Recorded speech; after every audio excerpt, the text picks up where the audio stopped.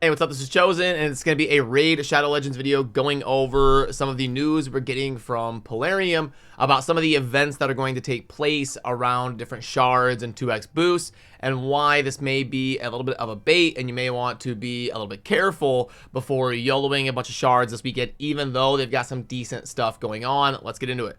Okay, so first of all, this weekend they're going to be launching a 2x Ancient Shard event, and they're going to have a 10x bonus chance to get Elva Autumnborn.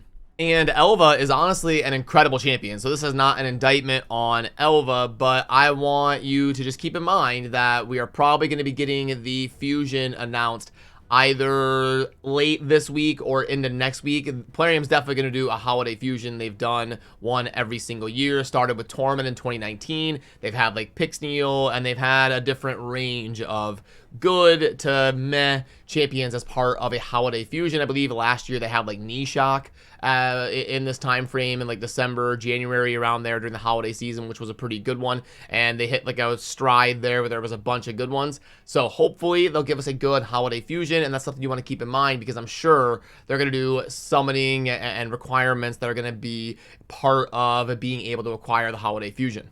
But yeah, even though Elva is a great champion, I think she's actually one of the better champions you can get as a non-void legendary for like a new account that wants to progress very fast, because she can kind of do everything. She can bring that aura for all battles. She has an A1 that will target continuous heal to where it's needed. She's got the AoE that can book to a 3-turn cooldown of removing all debuffs from all allies, while also placing block debuffs and increased speed. I mean, that's 3 critical things for a support to do. And then you also have another 3-turn cooldown on a revive that's also going to place increased defense and increased attack. So really, anything you're doing, you're going to get value out of support for Elva, just kind of sliding into a general utility team. But then also at the start of each turn, she's going to heal each ally by 10% of their max HP at the start of their turn, and then place Perfect Veil where you kind of need it the most. So yeah, if you get Elva as an early game or mid game player, you are going to use her a lot of different areas, and she's also god tier for your Sylvan Watcher team, which a lot of people are going to need because Sylvan Watcher is the newest faction to be added to the game.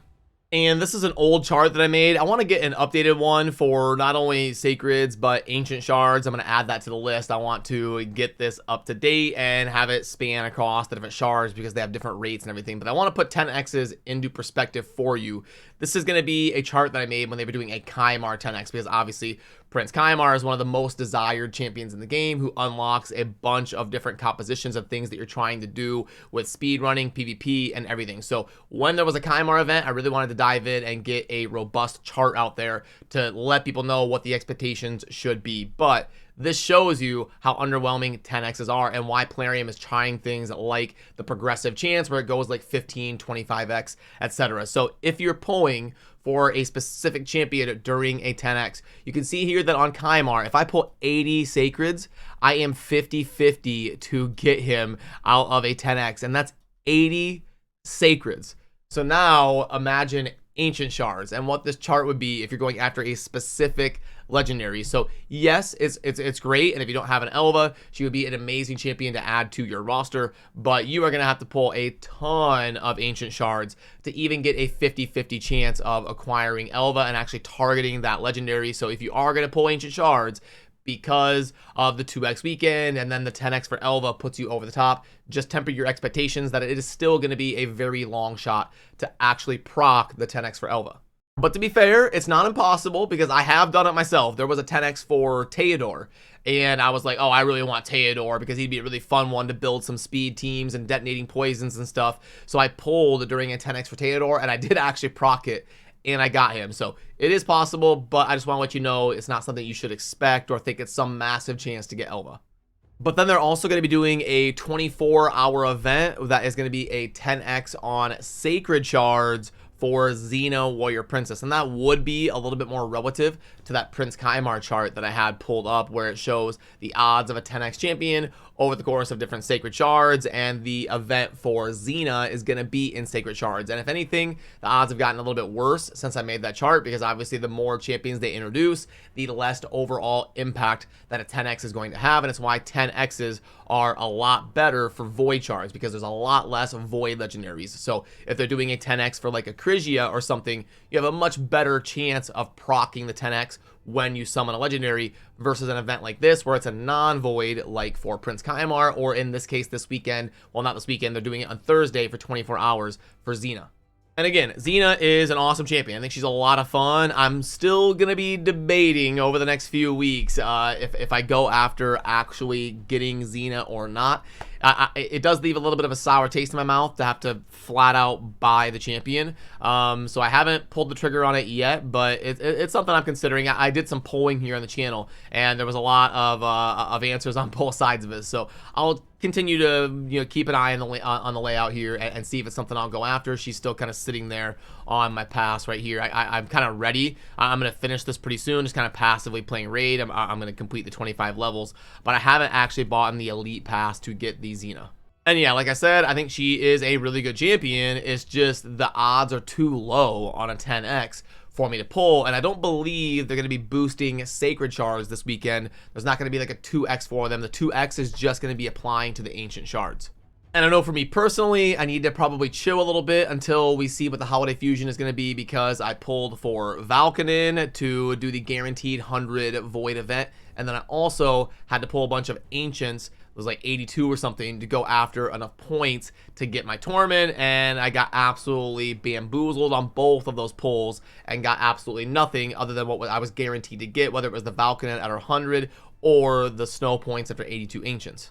So yeah, something to keep an eye on starting tomorrow with the Sacreds for Zena, but I think it's kind of an underwhelming event that probably makes more sense for most players to chill on. And then also the 2x Ancients. It's never really a bad idea to pull 2x Ancients, especially if you're early game or mid game, but we don't know what the Holiday Fusion is going to be yet. So I'd hate to see some of you go ahead and rip 100 or 200 Ancients and then be like, oh my goodness, I need those shards for this Holiday Fusion. That's amazing. And now I'm kind of screwed. So definitely make sure you leave yourself an opportunity to still get after the Holiday Fusion if you are going to be pulling shards this weekend. Is there any pack in here that is worth talking about? So contender pack. Wow, this is a lot of choices here.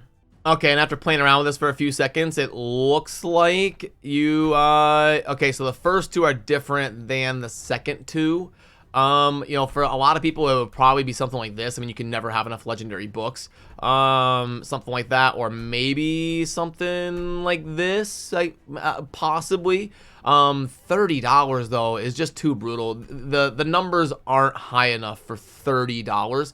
Especially if you're at a point where you can run the Sand Devil. You'd be better off just spending $30 on energy and running it. I mean, I guess if it's somebody who's early game and they can't farm oil, possibly something like this, but then you can't also get the oil and the books. So yeah, it's probably not that great of a pack, and the purchase limit of 3 kind of tells you that. They usually if it's a purchase limit of 1, that's going to be the packs that Plarium considers the best. 7 for 19 is I mean, at least these prices are coming down, I think, for Plarium standards.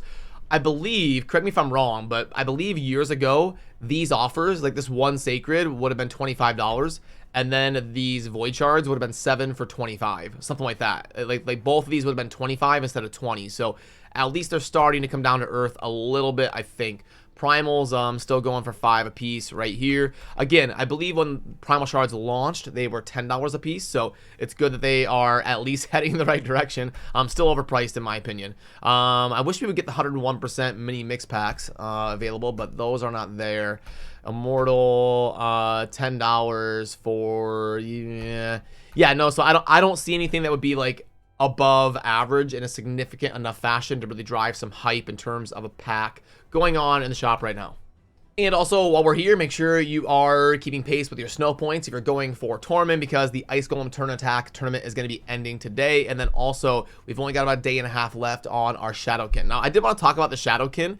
I would just try to make sure you're being really diligent about your arena resets. So, like, I'm up in Gold 5, and my Shadowkin team, I don't want to invest enough to make it like Gold 5 viable. So what I'm doing is I'm making sure I check this like every 20 minutes and I refresh my arena, and I can usually get 1 or 2 teams here like this where it's somebody dumping like me. Yeah, I mean, come on, be part of the moth movement. So if you're not familiar, I started talking about the moth movement like 3.5, 4 years ago, and my original concept was MO for Monday and TH for Thursday. Monday through Thursday, everybody set one-person defenses, and then we all farm each other, and then when we head into the weekend, we all try to rank up and push for a higher rank in PvP, but that way we could all have the win-win, where we both can farm and be competitive. The Moth movement, Monday through Thursday, one-person defenses. But I am participating. I'm trying to let people farm up their points, and right here we've got Hell Zaz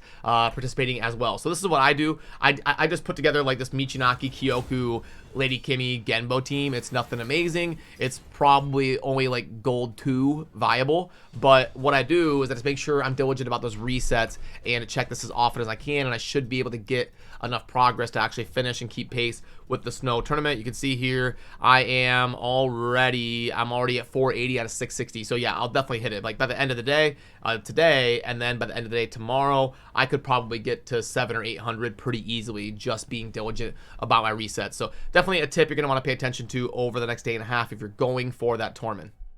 And also, a lot of you are going to be coming up on the Boml fights at level 90 here on hard. Is it the same on I actually forget if it's exactly the same on hard. Is it level 90 on both normal and hard? But anyway, a lot of you are going to be coming up to a point where you're going to be going up against Boml. And Hell Hades and Odd One put out really good videos about Boml. We talked about it in the weekly wrap-up. I'll link to the weekly wrap-up down below. So definitely check that out if you're struggling to get a refined strategy to take down Boml. Those videos from Hell Hades and Odd One are definitely worth adding to your view time. And also, I put out a post on the community tab about this, but we want to hear as much feedback as possible. And then this week, I'm going to be going through and trying to organize like the hundreds of posts down into something a little bit more user-friendly, and then engage with our community over there at Fateless to crunch all of the feedback into something that we can pretty easily discuss and go back and forth with each other on some of the best feedback that's been contributed. So if you don't know what I'm talking about, we've got a section on the Fateless Discord server where we let you share your feedback on what you like in gacha games, what you don't like, and just anything you want to contribute to the Fateless game development discussion. And then what we do behind the scenes is we organize this, and then we talk about this stuff in meetings. So I will link to both the weekly wrap-up that you can check out for the Boml strats and the stuff going on from last week, and then also if you would like to contribute some input to our game ideas section over there on the Fateless server. So I appreciate all of you. Remember to subscribe on your way out if you enjoy daily Raid Shadow Legends content, and I will see you soon in the next video. Have a great rest of your day. Peace.